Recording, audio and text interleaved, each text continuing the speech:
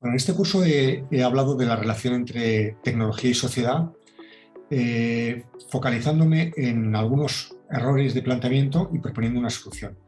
Los errores serían, primero, pensar que la tecnología es capaz de arreglar problemas de naturaleza no tecnológica, de naturaleza política, y por tanto sustituir, por ejemplo, a la política. Yo creo que la tecnología está para unas cosas y no para otras.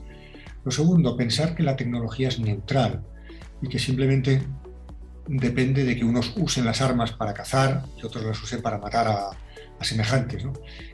No se puede hacer esta distinción tan neta entre el instrumento y el uso.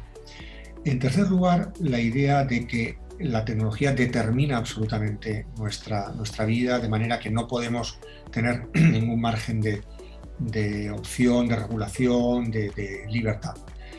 Y mi propuesta, frente a esos tres grandes conjuntos de malos entendidos, sería entender que la tecnología lo que hace es condicionar nuestra vida, pero el condicionamiento quiere decir que establece un marco dentro del cual hay opciones y hay posibilidades de configuración. Tenemos que pensar la tecnología de una manera menos tecnologicista, es decir, pensar la tecnología como algo inserto en una sociedad con unos valores, con un contexto antropológico.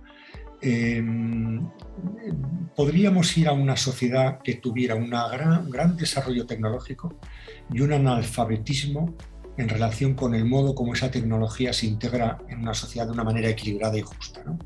Y creo que en un curso como estos, en los que hay mucha gente, digamos, de ciencias o de ingeniería, y que el enfoque básicamente va dirigido a este tipo de personas, también es muy importante que haya una perspectiva humanista, social, política, de gobernanza sobre la tecnología. Yo creo que se completa un cuadro que a veces suele estar un poco disminuido o restringido a una única visión.